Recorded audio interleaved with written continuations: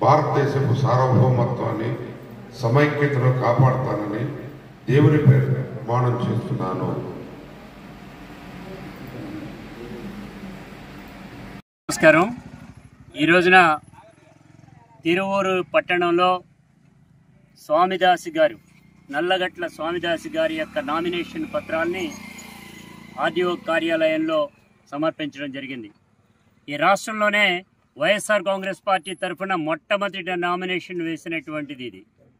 ఈరోజు చెప్తున్నాం, ఛాలెంజ్ చేసి చెప్తున్నాం, ఈ రాష్ట్రంలోనే వైఎస్ఆర్ కాంగ్రెస్ పార్టీ మొట్టమొదటి గెలిచేటువంటి సీటు కూడా తిరువూరు అనేటువంటి చెప్తున్నాం. నల్లగట్ల స్వామిదాస్ గారి యొక్క గెలుపు ఈజీగా జరిగేటువంటి పద్ధతిలో జరుగుతూ ఉంది. ఈరోజు జరిగినటువంటి ప్రదర్శన, అదే కాకుండా ప్రజల నుంచి వచ్చేటువంటి ఆదరణ చూసేటువంటి సందర్భంలో మనకు అర్థమవుతోంది. ఈరోజు మనం చూస్తూ ఉన్నాం, చంద్రబాబు నాయుడు గారు ఆడేటువంటి నాటకాలు, భౌతిక దాడులు చేసి జగన్మోహన్ రెడ్డి గారిని అంతమొందించాలనేటువంటి పద్ధతిలో చూస్తూ ఉన్నారు. బంతిని తీసి నేలకేసి ఎలాగైతే కొడతారో అంత ఎత్తున పైకెత్తి ఎగిరేటువంటి పద్ధతిలో జగన్మోహన్ రెడ్డి గారు వైఎస్ఆర్ కాంగ్రెస్ పార్టీ వెళుతూ ఉంది.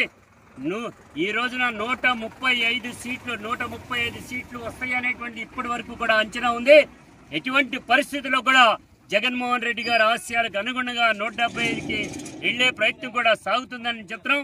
అందుకే చెప్తున్నాం, ఇవాళ ఉండేటువంటి కుళ్ళు కుతంత్రాలతో జెండాలు ఏకమై, పార్టీలన్నీ ఏకమై భౌతిక దాడులు చేసి శాసనసభ్యుల మీద, ముఖ్యమంత్రి పైన దాడులు చేసేటువంటి పద్ధతి చేస్తూ ఉంటే ప్రజానీకం ఏహ్యభావంగా చూస్తూ ఉన్నారు. అందుకే చెప్తున్నాం, ఇవాళ ఉన్నటువంటి పరిస్థితిలో మేము ఒకటే చెప్తున్నాం, ఈ 5 సంవత్సరాల కాలంలో ప్రజలకు కావాల్సినటువంటి సకల సదుపాయాలు అందజేయడం అనేటువంటి జరిగింది. వాటన్నిటినీ దృష్టిలో పెట్టుకున్నాం. మీ అందరికీ కనుక ఆ ఫలాలు అందిని అంటే కనుక ఆటోమేటిక్గా మాకు ఓటేయండి అనేటువంటి పద్ధతిలో వైఎస్ఆర్ పార్టీ అడుగుతా ఉంది, జగన్మోహన్ రెడ్డి గారు అడుగుతా ఉన్నారు.